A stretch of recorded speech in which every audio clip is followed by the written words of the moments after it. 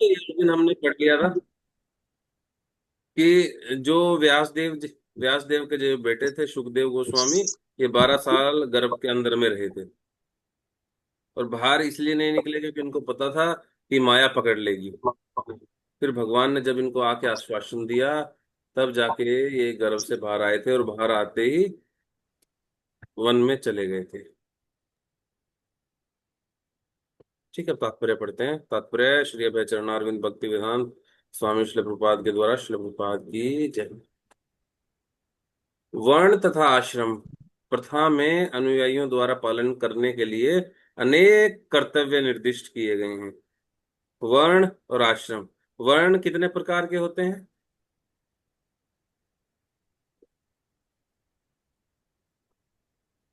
4 प्रकार के प्रभु जी। 4 प्रकार के। कौन कौन से? ब्राह्मण, वैश्य, शूद्र और क्षत्रिय। क्षत्रिय। हाँ, ब्राह्मण, क्षत्रिय, वैश्य और शूद्र। और आश्रम? दो। गृहस्थ आश्रम है। 4 आश्रम होते हैं प्रभु जी। हाँ, चैतन्य प्रभु हरि बोल। कौन कौन से आश्रम प्रभु होते हैं, नाम जी, बताइए।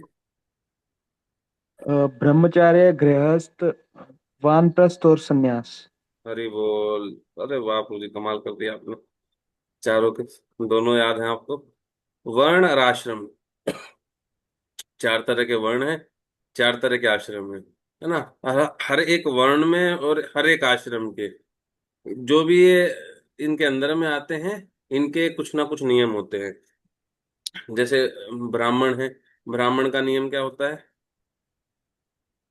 वो शास्त्रों को पढ़ेगा, पढ़ाएगा, दान देगा, दान लेगा, और यज्ञ करेगा, यज्ञ कराएगा, है ना। क्षत्रिय क्या करेगा? क्षत्रिय का क्या नियम है? उसका वो टैक्स लेगा और समाज की रक्षा करेगा। और वैश्य का क्या काम है? वो बिजनेस करेगा, बिजनेस करके टैक्स देगा क्षत्रिय को, और दान देगा ब्राह्मण को। और शूद्र का क्या काम है? वो सर्व करेगा इन सारे के सारे आश्रमों को, है ना। ये इन चारों में जो वर्ण में है, ऐसे ही ब्रह्मचारी का क्या नियम है?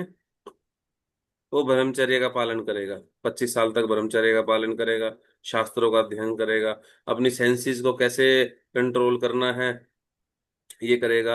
और गृहस्थ आश्रम वाला जो व्यक्ति है, वो उसको वो भगवान की प्रसन्नता के लिए ऐसी संतानें उत्पन्न करेंगे जो आगे जाके कृष्ण भावना भावित, जो भगवान की भक्ति का प्रचार करें। ऐसी संतानों को वो पैदा करें, करने का पूरा प्रयास करेंगे भगवान से आशीर्वाद लेके। और दान देंगे। ठीक है। वानप्रस्थ में व्यक्ति गृहस्थ आश्रम से जस्ट निकलने के बाद, 50 के बाद में आता है 51 52। ठीक है, भक्ति आश्रय वैष्णव स्वामी महाराज बोलते हैं 51 52, चलो वन, है ना, कि वन में चलो, वानप्रस्थ हो जाओ। गृहस्थ आश्रम की जो जिम्मेदारियां हैं उनको धीरे धीरे कम कर दो, और भगवान की सेवा में और ज्यादा तरीके से लग जाओ। ठीक है। पहले वानप्रस्थ मतलब वन में जाना होता था, पर अब वानप्रस्थ का मतलब क्या है? जो अपनी जिम्मेदारियां हैं उनको कम करके भगवान की सेवा में लगना पूर्ण तरीके से। और इसके बाद में संन्यास आश्रम। सन्यासी पूरे समाज के पिता होते हैं। ठीक है, ये भगवान के बहुत शुद्ध भक्त बनने की तैयारी की जाती है। इसमें व्यक्ति पूर्णतया भगवान पे आश्रित हो जाता है। ठीक है, ये 4 वर्ण हैं, 4 आश्रम हैं। वर्ण आश्रम क्यों बनाए गए हैं? क्या लगता है, ये वर्ण और आश्रम क्यों बनाए गए हैं? हरे हरे कृष्णा प्रभु जी। हरे कृष्णा। हरे कृष्णा प्रभु जी, ताकि सब चीज एक सिस्टम से चल सके, मतलब नियम से चल सारी सके, चीजें नहीं सिस्टम तो। से चल सके, और जो हम्म, व्यक्ति है, व्यक्ति अपनी सेंसेस पे कंट्रोल करना सीख जाए। और मेन इंपॉर्टेंट काम जो मनुष्य जीवन जिस लिए मिला है, वो वो काम कर सके, है ना। आजकल देखते हैं कोई रह रहा ब्रह्मचारी 25 साल तक? ठीक है, कोई 25 साल तक ब्रह्मचारी नहीं रहता। 25 साल तक ब्रह्मचारी नहीं रहते, सेंस कंट्रोल करने की आदत नहीं है। उसके बाद में जब गृहस्थ आश्रम में आते हैं, गृहस्थ आश्रम भी ठीक ठाक नहीं चलते। हर जगह कलेश, हर जगह दिक्कतें आ रही हैं। क्यों? क्योंकि सेंस कंट्रोल करने की आदत नहीं है। ठीक है। उसके बाद में जब ब्रह्मचारी ही वो ठीक नहीं रह पाया, फिर गृहस्थ आश्रम में भी गड़बड़े हैं। फिर उसके बाद में गृहस्थ आश्रम तक तो लोग आ रहे हैं, डायरेक्ट गृहस्थ आश्रम में ही प्रवेश कर रहे हैं। उसके बाद में वानप्रस्थ कोई नहीं जा रहा। वानप्रस्थ कोई नहीं जा रहा, और सन्यास तो दूर दूर की बात है ना। तो ये काफी गड़बड़े आने लग गई हैं। क्योंकि और समाज में हालत कितनी खराब हो रखी है, क्यों? क्योंकि कोई वर्ण और आश्रम की पद्धतियों का पालन नहीं कर रहा है ना। तो सब सेंस ग्रेटिफिकेशन में ही मोस्टली लगे हुए हैं। सेंस ग्रेटिफिकेशन का ही सिर्फ पता है लोगों को। तो ऐसे वर्ण और आश्रम प्रथा में अनुयायियों द्वारा पालन करने के लिए अनेक कर्तव्य निर्दिष्ट किए गए हैं। तो इसमें अनेक तरह के कर्तव्य, डूज एंड डोंट्स तय किए गए हैं कि इस व्यक्ति को ये करना है, इस व्यक्ति को ये नहीं करना। जैसे सिर्फ इंद्रिय तृप्ति, जो सेंस ग्रेटिफिकेशन है, लिमिटेड मात्रा में कौन से आश्रम में, कौन से आश्रम में अलाउड है? गृहस्थ में प्रभु जी। हाँ, गृहस्थ में, वो भी लिमिटेड रूप से। ऐसा नहीं है कि अनलिमिटेड रूप से भी सेंस एंजॉयमेंट अलाउड, और बाकी तीनों में बिल्कुल भी नहीं है। ठीक है। तो अलग अलग कर्तव्य दिए गए हैं, अलग अलग वर्ण और आश्रम में। ऐसे कर्तव्य में निर्देश है कि वेदों का अध्ययन करने वाले जिज्ञासु को प्रमाणिक गुरु के पास जाकर अपने को शिष्य के रूप में स्वीकार करने की प्रार्थना करनी चाहिए। ऐसे में जो व्यक्ति चाहता है कि मुझे शास्त्रों का अध्ययन करना है और भगवान के पास में जाना है, भगवान को प्राप्त करना है, ऐसे व्यक्ति को क्या करना चाहिए? प्रमाणिक गुरु के पास में जाके प्रार्थना करनी चाहिए कि हे गुरु महाराज, प्लीज एक्सेप्ट मी। जो प्रमाणिक गुरुओं अथवा आचार्यों से वेदों का अध्ययन करने के लिए सुयोग्य हैं, जनेऊ यज्ञोपवीत उनका प्रतीक है ना। तो एक व्यक्ति के शास्त्रों में 4 जन्म बताए गए हैं। मेल्स, फीमेल्स के 3 जन्म बताए गए हैं। ठीक है।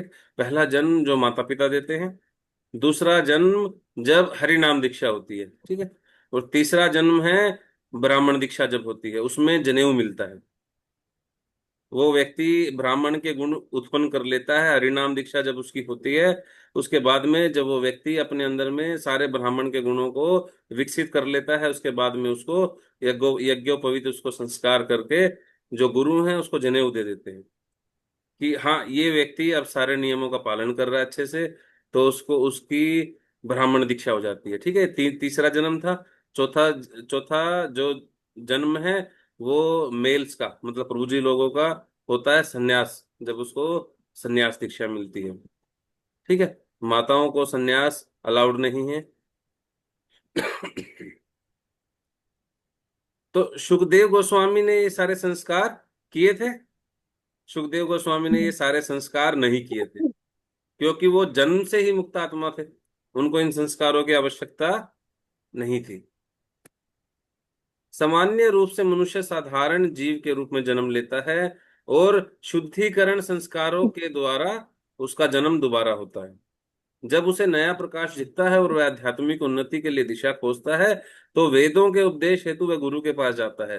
गुरु केवल निष्ठावान जिज्ञासु को ही शिष्य के रूप में अपनाते हैं और उसे यज्ञोपवीत जनेऊ प्रदान करते हैं। इस प्रकार से मनुष्य दूसरी बार जन्मता है या द्विज बनता है। द्विज बनने के बाद वह वेदों का अध्ययन करता है, और वेदों में पटु होने के बाद वह विप्र बनता है। विप्र या योग्य ब्राह्मण परम ब्रह्म का साक्षात्कार करता है, और तब तक आध्यात्मिक जीवन में उन्नति करता है जब तक वह वैष्णव अवस्था तक नहीं पहुंच जाता। वैष्णव अवस्था यह किसी ब्राह्मण के लिए स्नातकोत्तर अवस्था है। प्रगतिशील ब्राह्मण को निश्चित रूप से वैष्णव समझना चाहिए, क्योंकि वैष्णव ही स्वरूप सिद्ध विद्वान होता है। श्रील प्रभुपाद यहाँ पे बता रहे हैं कि एक व्यक्ति को ब्राह्मण के स्तर पर आना पड़ता है। उसको जब गुरु देखते हैं कि ये जिज्ञासु है, इसमें जानने, इसके अंदर में जानने की इच्छा है, तो उसको दीक्षा देते हैं। ठीक है। दीक्षा के बाद में वो क्या करता है? सारे नियमों और कानूनों का पालन करता है। किस लिए पालन करता है? वैष्णव बनने के लिए, भगवान कृष्ण का भक्त बनने के लिए वो ये सारा प्रयास कर रहा है।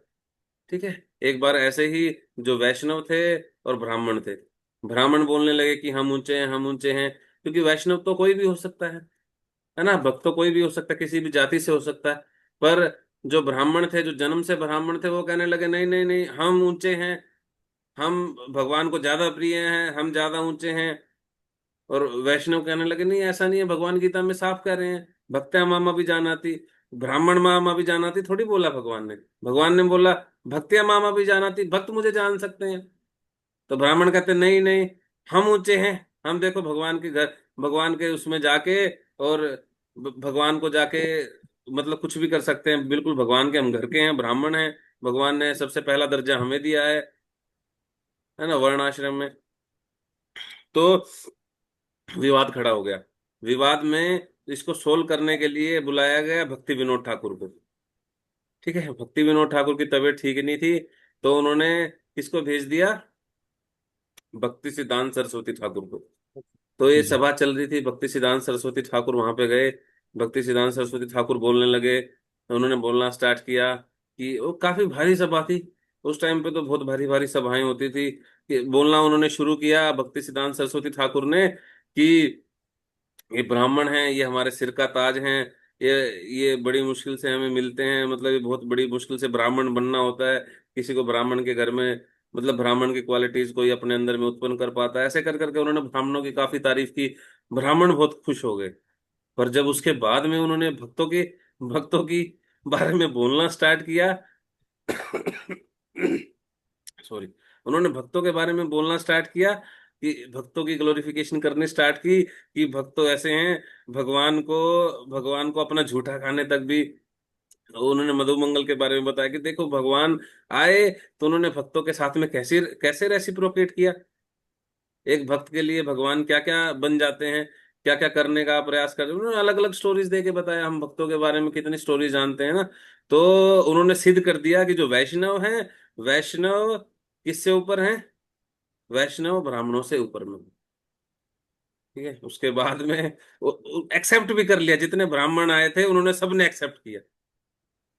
ठीक है, उसके बाद में इतने ज्यादा ये भक्ति भक्ति सिद्धांत सरस्वती ठाकुर जो थे, वो इतने ज्यादा फेमस हो गए, सब लोग एकदम वहां पे हल्ला बोल हो गया, उनके चरण छूने को सब भागने लगे।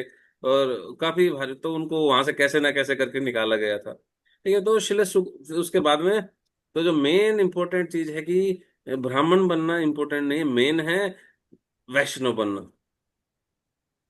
श्रील सुखदेव गोस्वामी प्रारंभ से ही वैष्णव थे, अतः उन्हें वर्णाश्रम धर्म के संस्कारों की कोई आवश्यकता नहीं थी। वर्णाश्रम धर्म का चरम लक्ष्य अपरिष्कृत मनुष्य को भगवान के शुद्ध भक्त या वैष्णव में बदलना है। अतः जो व्यक्ति उत्तम अधिकारी वैष्णव द्वारा स्वीकृत किए जाने पर वैष्णव बन जाता है, चाहे उसका जन्म या पूर्व कर्म कैसे भी रहे हों, उसे ब्राह्मण माना जाता है। श्री चैतन्य महाप्रभु ने सिद्धांत को स्वीकार किया था और श्रील हरिदास ठाकुर को नामाचार्य बनाया था। यद्यपि हरिदास ठाकुर का जन्म एक मुस्लिम परिवार में हुआ था, है ना, उनको नामाचार्य बना दिया था। वो एक दिन में 192 माला करते थे हरिदास ठाकुर जी। चैतन्य महाप्रभु ने इनको क्या बना दिया था, नामाचार्य, नामाचार्य का टाइटल दे दिया था। ठीक है, हालांकि उनका जन्म क्या हुआ था, मुस्लिम मुस्लिम परिवार में हुआ था। तो श्रील प्रभुपाद यहाँ पे लिख रहे हैं कि ऐसा व्यक्ति, चाहे उसके काम कैसे भी रहे हो, चाहे वो चारों नियमों को तोड़ रहा हो या कुछ भी कर रहा हो, अगर गुरु ने, प्रमाणिक गुरु ने उसको एक्सेप्ट कर लिया है, तो उसको ब्राह्मण ही माना जाना चाहिए। ठीक है, श्रील प्रभुपाद ये कब लिख रहे हैं, अमेरिका जाने से पहले लिख रहे हैं। ठीक है, अमेरिका जाने से पहले लिख रहे हैं। इसके बाद में ये फर्स्ट कैंटो यहीं पे पब्लिश कर दिया था श्रील प्रभुपाद ने। और श्रील प्रभुपाद जब वहां पे गए और वहां पे प्रचार शुरू किया, हिप्पीज थे जो चारों नियमों को ऐसे तोड़ रहे थे, बिल्कुल कोई छोटा बच्चा जैसे माचिस की तीली को तोड़ देता है ना, बहुत आसानी से चारों नियमों को तोड़ रहे थे। पर जब वो श्रील प्रभुपाद के कांटेक्ट में आए, उन्होंने उनसे हरे कृष्ण महामंत्र सुना, भागवत कथा सुनी, भागवत गीता की कक्षा ली, तो क्या हुआ, उसके बाद में उनके जीवन में परिवर्तन आने लगा। जीवन में परिवर्तन आने लगा, श्रील प्रभुपाद जी को वो मानने लगे, और श्रील प्रभुपाद जी ने उनको दीक्षा दी। तो आज क्या मानते हैं उनको, हम हिप्पीज मानते हैं, है ना, उनको ब्राह्मण मानते हैं। श्रील प्रभुपाद जी ने उनको ब्राह्मण बना दिया। एक ब्राह्मण बनाया, श्रील प्रभुपाद जी ने ऐसे अनेकों अनेक ब्राह्मण बना दिए। और वो पता नहीं किस जाति से थे, क्या नियम तोड़ते थे, कैसे वो कर्म करते थे, है ना। चैतन्य महाप्रभु ने सिर्फ एक एग्जाम्पल दिया ना कि हरिदास ठाकुर का, हरिदास ठाकुर को मुस्लिम परिवार में से थे और नामाचार्य उनको बना दिया। और शिल प्रभुपाद खुद कितने, उसके बाद में कितने सारे ऐसे लोगों को जो बिल्कुल भक्ति के लिए योग्य नहीं थे, नियमों का तोड़ते थे, कितने सारे लोगों को उन्होंने ब्राह्मण बना दिया, वैष्णव बना दिया, भक्त बना दिया। निष्कर्ष यह है कि श्री सुखदेव गोस्वामी जन्म से ही वैष्णव थे, अतः वे ब्राह्मणत्व से समन्वित थे। उन्हें किसी प्रकार के संस्कार करने की आवश्यकता नहीं थी। कोई भी निम्न कुल में उत्पन्न व्यक्ति, चाहे वह किरात हो, हूण, आंध्र, पुलिंद, पुलकश, आभीर, शुंभ, यवन, खस या इनमें से भी निम्न हो, वैष्णव की कृपा से उसका उद्धार हो जाता है और वह सर्वोच्च दिव्य पद को प्राप्त करता है। मृगारी कौन थे?